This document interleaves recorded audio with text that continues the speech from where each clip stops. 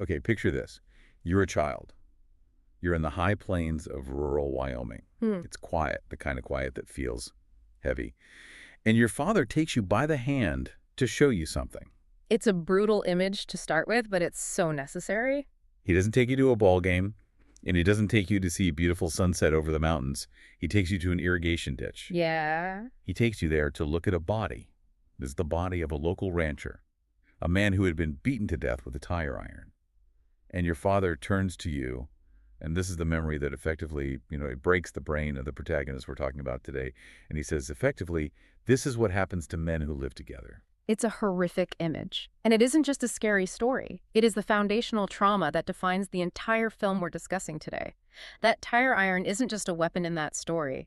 It's a promise from society. Today, we're not just doing a movie review. We are doing an ultra-detailed cinematic deep dive into Brokeback Mountain. Released in 2005, directed by Ang Lee, it is a film that I think is so often reduced to a label, the gay cowboy movie, and we've all heard the jokes. Oh, yeah. But when you actually open up the source material, the reviews from the time, and the production notes, you realize it is a tragedy about silence. Exactly. It's about two men who fall in love, yes. But it's really about two men surviving in a world where that love is literally a capital offense. And we have a huge stack of sources today. We've got the original reviews from Roger Ebert and Rolling Stone. We've got literary analysis of the Annie Proulx, a short story this is all based on. Production notes on Heath Ledger and Jake Gyllenhaal, and some really fascinating retrospective essays on the film's legacy. And our mission today is to move past the memes, past the jokes, and really unpack the narrative, the psychology, and the cultural earthquake this movie caused. We're going to look at the story, the production, the acting choices, and why this movie still hurts to watch almost 20 years later. It really does. So if you're new here, welcome to the Deep Dive. This is a place where we slow down. We try to value depth over noise. And today, specifically, we're honoring a story that society for a very long time tried to erase. This channel is dedicated to exploring LGBTQ+ films and literature with a respect and the detail they deserve. So if you're into that kind of storytelling, you're in the right place. To understand Ennis Del Mar and Jack Twist, you have to understand where and when they are. We're in rural Wyoming, 1963.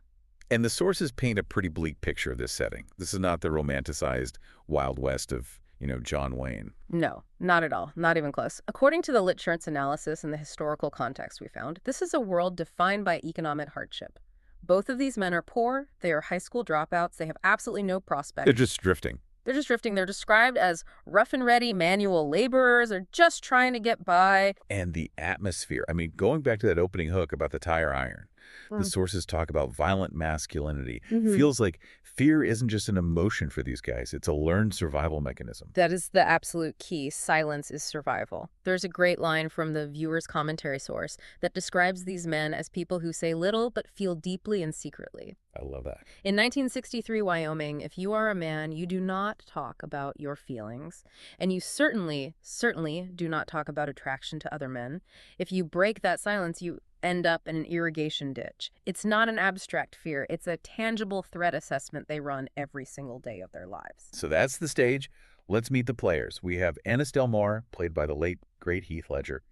And looking at the notes on his performance, it's actually it's heartbreaking. It really is. Ennis is defined by stoicism and endurance. He is a man who is terrified of being seen.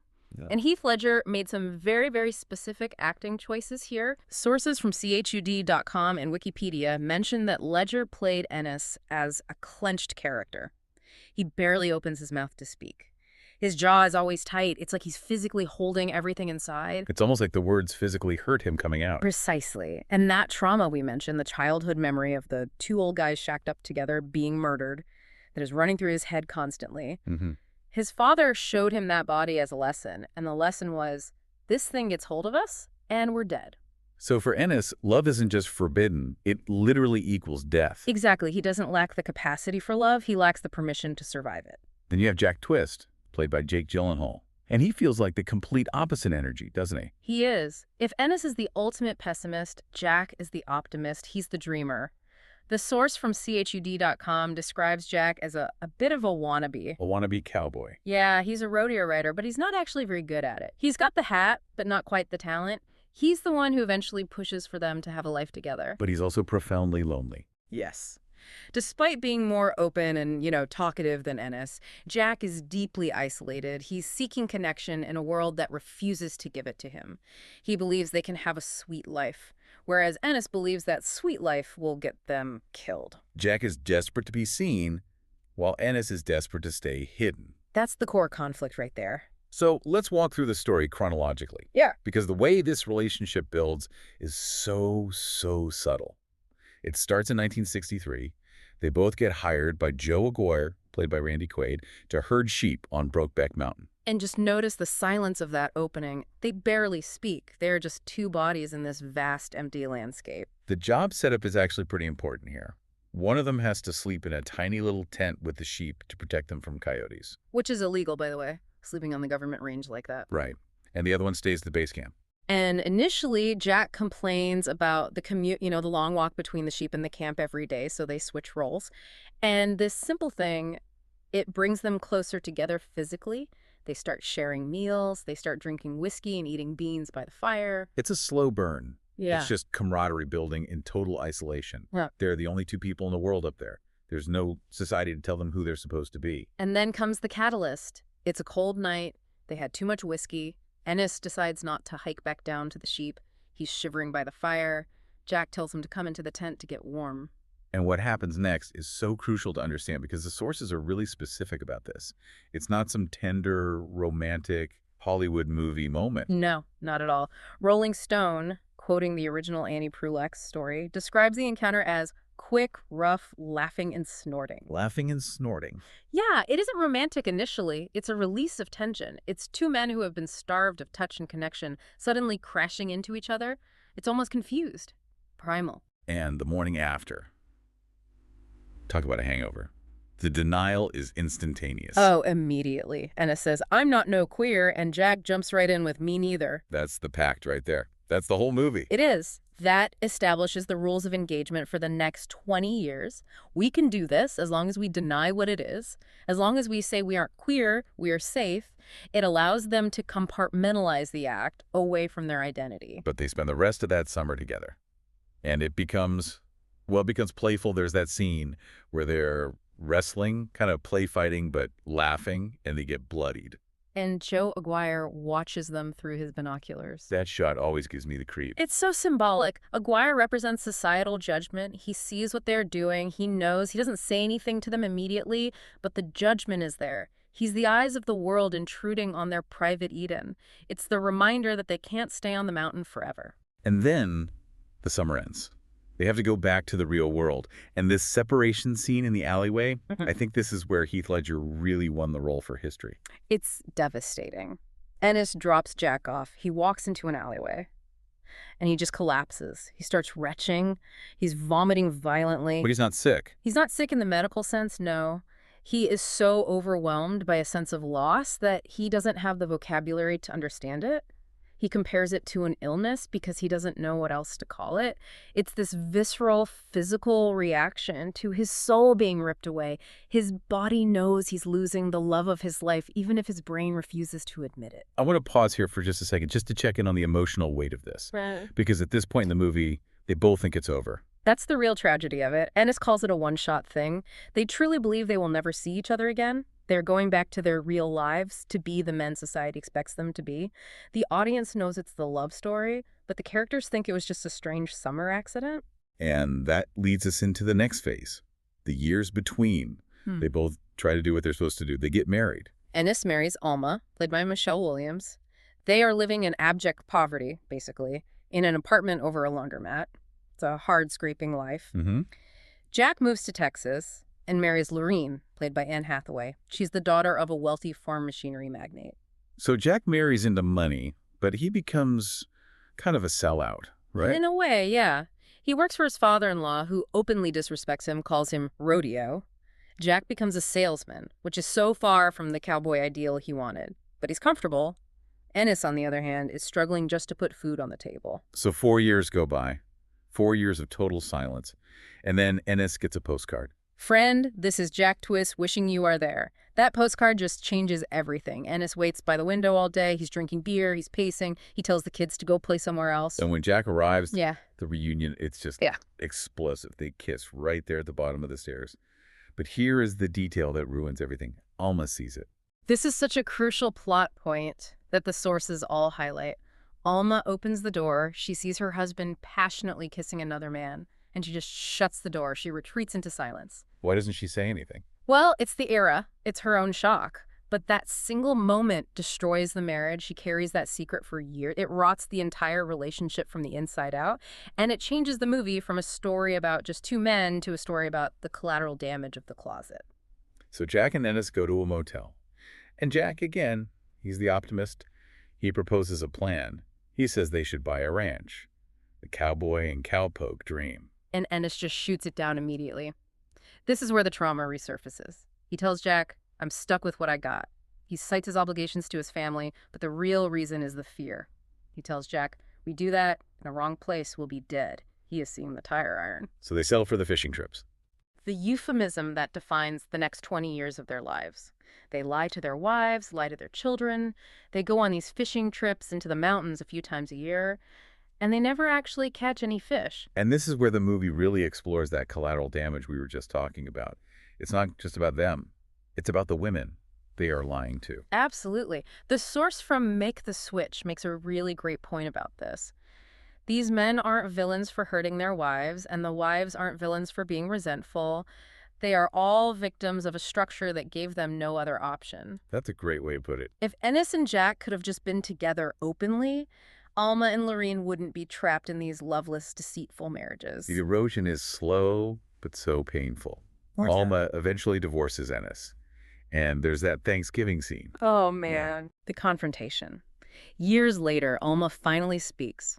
She confronts Ennis in the kitchen. She tells him she knows about the fishing trip. She says, you didn't bring no fish home. She reveals she looked inside his creel, his fishing basket, and it was empty.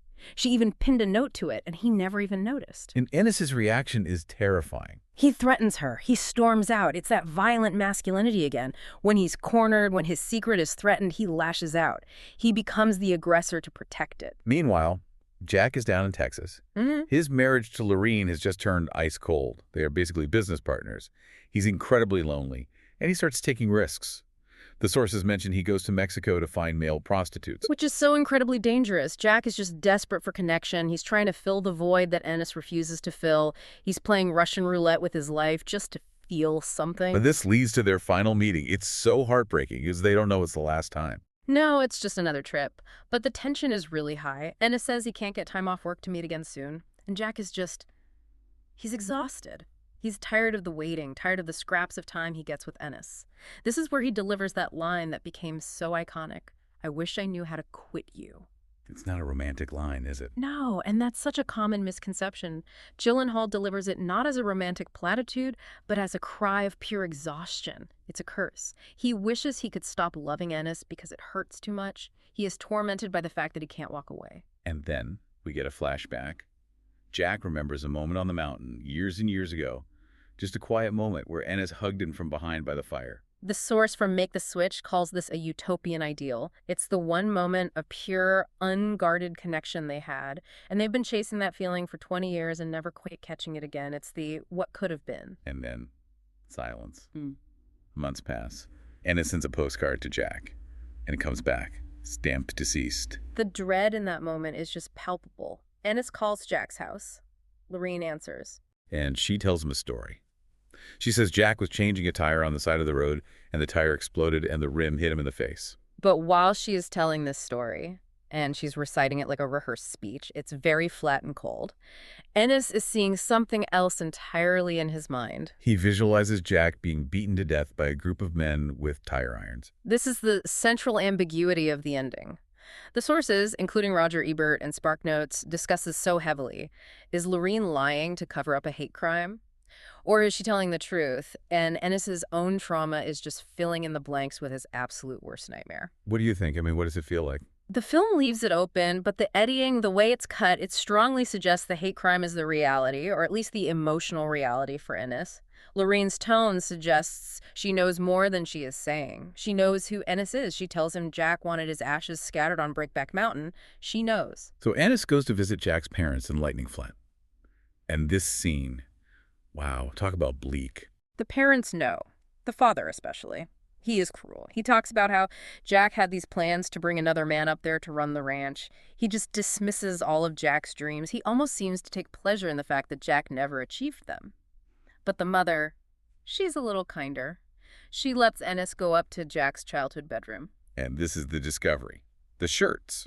In the closet, Ennis finds a shirt. It's Jack's old denim shirt from that first summer on the mountain. And inside it, nested within the sleeve, is Ennis's own bloody shirt. The one he thought he lost on the mountain all those years ago. Jack kept it. He didn't just keep it, he kept Ennis's shirt inside his own. The symbolism is just, it's devastating. For 20 years, Jack was protecting Ennis. He was holding him, carrying him. It was a shrine to their love that he kept hidden in his childhood closet. And Ennis just weeps holding those shirts. It's the first time in the entire film he really lets go. And then we cut to the final shot. Ennis is alone in his trailer. He has the two shirts hanging in his own closet now. And he's adjusted them. Now his shirt is on the outside, covering Jack's. He is protecting Jack now, in memory. He looks at a postcard of Brokeback Mountain tacked to the wall. And he whispers, "Jack, I swear." A vow of remembrance and of regret. Wow. Okay, let's take a breath, because that ending, it hits like a truck every single time. Yeah. I want to unpack the analysis here. When we look at these two characters, who do you connect with more?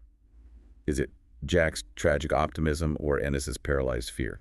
That is a difficult question. I think, logically, we all want to side with Jack. We want to shake Ennis and just say, just go, be happy, take the risk. But emotionally, Ennis is the more complex tragedy. I think so, too. He is a victim of his own mind. He loves Jack. There's no question about that. But he loves survival more. And it's not just cowardice. It's a rational fear based on what he's seen, what he was taught as a boy. Precisely. And going back to that make the switch analysis, we have to look at the human limitation here. These men aren't superheroes. They are poor, uneducated men in an incredibly hostile environment, doing the best they can with the emotional tools they have, which are very, very few. It's a tragedy of capacity. Which scene stays with you the most after all this time? It has to be the shirts. It's the silence of it. It's a physical object that just screams 20 years of unspoken love. What about you? For me, it's the "I wish I knew how to quit you" scene. Just the utter desperation in Gyllenhaal's face. He looks so tired. It's the exhaustion of hope. He's run out of it. Let's talk about the filmmaking itself. Ang Lee. Why was he the right director for this? Well, Rolling Stone described his style as passive, but in a really good way. He just observes. He doesn't manipulate you with dramatic zooms or anything. He uses the landscape, and the cinematographer, Rodrigo Prieto's work, is just essential here. Oh, it's gorgeous. The mountains are beautiful, but they are also indifferent. They're vast. And the men look tiny against them. It emphasizes their isolation. Nature is the only place they can be themselves, but nature doesn't care about them. And the score, Gustavo Santaolalla. So minimalist. It's mostly just that lonely, plucking guitar. And a fun fact from the sources, he actually composed the main theme before filming just based on the story. That almost never happens. Really? Yeah, usually you score to the finished picture.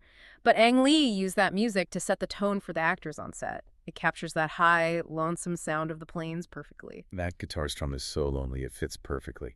I also want to touch on the adaptation. This was originally a very short story by Annie Proulx.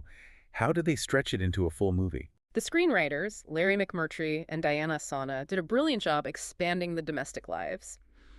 In the short story, the wives are very peripheral characters. In the movie, we see the collateral damage up close.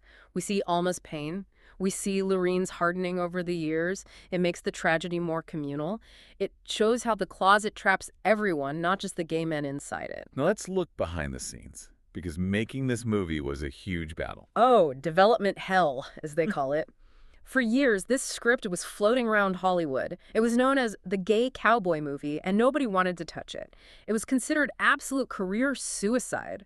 Agents were telling their clients to run away from it. The sources mentioned that Gus Van Sant was interested at one point, Pedro Almodovar. And so many actors passed on it. Mark Wahlberg said he was creeped out. Matt Damon said he couldn't do another cowboy movie right after All the Pretty Horses. It took serious bravery for Heath Ledger and Jake Gyllenhaal to sign on.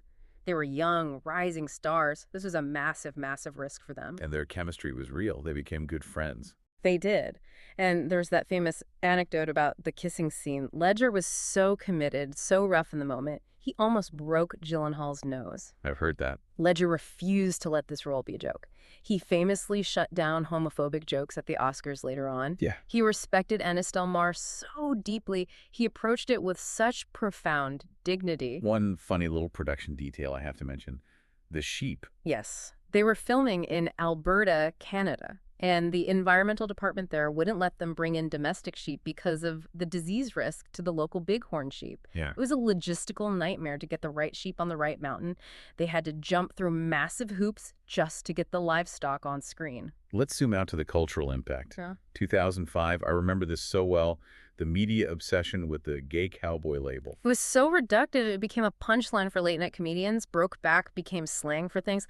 But the film itself, it was powerful enough to cut through most of that noise. It forced the conversation into the mainstream. But it faced a huge backlash. A huge backlash. It was banned in the UAE and China. A whole theater chain in Utah canceled its screenings at the last minute. Conservative commentators like Bill O'Reilly and Rush Limbaugh attacked it constantly. They saw it as an attack on the myth of the American West. They felt that making cowboys gay was somehow undermining American masculinity. And then, the Oscars. The infamous 2006 Academy Awards. Brokeback Mountain was the heavy favorite. It had won everything leading up to it. The Golden Globes, the BAFTAs, the Critics' Choice. And then Jack Nicholson opens the envelope and reads, "Crash." I still can't believe that happened. It felt like a joke. It is widely considered one of the biggest upsets and, frankly, biggest mistakes in Oscar history. Many critics and industry insiders, as noted in Wikipedia and HuffPost, believe it was due to the Academy's discomfort. They just weren't ready to give Best Picture to a gay romance. They went with the safer option, the film about race. But looking back now, Crash is largely forgotten or even criticized. Brokeback is an undisputed classic. Absolutely. It paved the way. You don't get Moonlight, you don't get Call Me By Your Name, you don't get God's Own Country without Brokeback Mountain, proving that a queer tragic romance could be a mainstream box office blockbuster. It changed the entire landscape of cinema forever. So what does this all mean? When we look back at Brokeback Mountain today, what are we left with? What's the final feeling? For me, it's the tragedy of the unlived life. The tragedy isn't really that Jack died. We all die. The tragedy is that they never really lived. They spent 20 years starving, holding on to these little crumbs when they could have had the whole feast. And that fear, the fear of the tire iron, it's still so relevant. That threat hasn't gone away from many people around the world. No, it hasn't. And the theme of regret is universal. You don't have to be a gay cowboy in Wyoming to understand the pain of making choices based on fear and then waking up 20 years later realizing you missed your one life. It challenges all of us to look at our own lives and ask, what am I not doing because I'm afraid? So we have to give it a rating. It's a 10-10. It has to be. I agree. It's a 10-10, no question. For the performances, Ledger and Gyllenhaal are career-defining here. For the bravery of the production back in 2005, and for the emotional staying power, it hurts just as much today as it did when it came out. It is, I think, a perfect film. Before we wrap up, I want to throw a question out to you, the listener. What is your interpretation of the ending? Was Lorene lying on the phone? Did she know the truth? Or was Ennis just projecting his own trauma? We really want to hear your take in the comments. And if there are other LGBTQ plus films or books you want us to do a deep dive on, stories that have been overlooked or need a fresh look, please let us know. Your suggestions really do drive this show. If you enjoyed this, if you value stories that remember what society tried to erase, please subscribe. Turn on notifications. We've got more deep dives coming. Jack, I swear. Thanks for listening. We'll see you next time.